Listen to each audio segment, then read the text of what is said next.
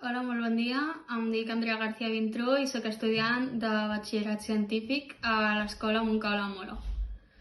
Vaig decidir fer el batxillerat científic biològic perquè més endavant, quan acabi el batxillerat, m'agradaria estudiar la carrera de fisioteràpia per poder muntar després el meu propi local de fisioteràpia. I he decidit fer-ho a la UAB, ja que he mirat el campus i les assignatures que donen i m'ha agradat moltíssim el programa. Al principi jo volia fer-ho a la Universitat de Madrid de Fisioteràpia de la ONCE, però parlant amb la família vam decidir que era molt lluny i al final a mi m'agradaria fer-ho a la Universitat Autònoma de Barcelona, que és a Bellaterra. Jo de petita veia bastant bé i vaig anar perdent la visió progressivament. Ara tinc un 10% de visió i tinc 10 graus de canvi de visió. Ara mateix m'han diagnosticat un síndrome que es diu síndrome de Bardet-Biedl, que té com a conseqüència la retinosi pigmentària, que és la malaltia visual que tinc jo, que és una malaltia de visió en túnel i és degenerativa.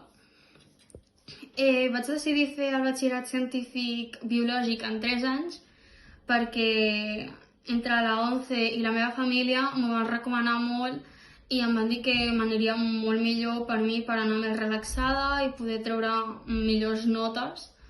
I la veritat és que és la millor decisió que he pogut prendre a la meva vida, ja que ara vaig molt més relaxada al batxillerat i no vaig tan agobiada com altres companys que ho estan fent en 2 anys.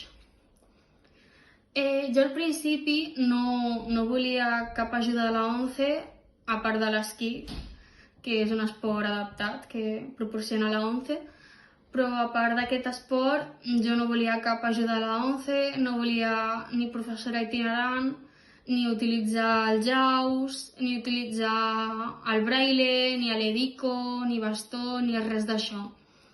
Ja que abans no acceptava que jo anava perdent la visió i a mesura que vaig anar acceptant que perdia visió i que tenia menys visió i tal, vaig anar acceptant les ajudes i vaig començar a aprendre braille al CEC de la ONCE, que anava un cop per setmana, tot un dia, i allà vaig aconseguir aprendre braille en 2 mesos i mig.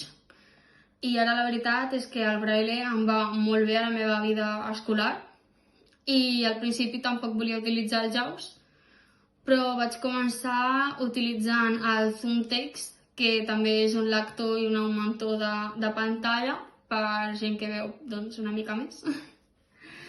I després em van canviar de programa i ara estic utilitzant el JAWS, que és un lector de pantalla. Ara també utilitzo la línia braille, que abans no utilitzava, ja que pensava que a mi m'anava bé anar amb vista, fins que em vaig adonar que havia perdut visió i necessitava el JAWS i aprendre braille. Jo al principi no volia gens aprendre braille, però al final entre la ONCE i la meva família em van dir aprèn i així t'anirà millor a la teva vida escolar, en el batxillerat, a la universitat, el que vulguis fer més endavant. I la veritat és que tenien raó. Ara em va molt bé el braille i el bastó al principi tampoc el volia utilitzar, però ara la veritat és que el necessito perquè si no em caic o m'entrebanco amb les aceres o amb qualsevol obstacle que hi ha pel carrer. I la professora itinerant, doncs la veritat és que al principi tampoc volia, però ara m'encanta la veritat i la veig molt necessària. O sigui que si esteu perdent la visió progressivament com jo o teniu alguna discapacitat amb túnel o alguna cosa així, encara que no vulgueu, accepteu-ho. Accepteu-ho i accepteu les ajudes de la ONCE perquè us aniran molt bé. I doncs res, m'agradaria que això pogués ser presencial, però degut al Covid doncs no pot ser.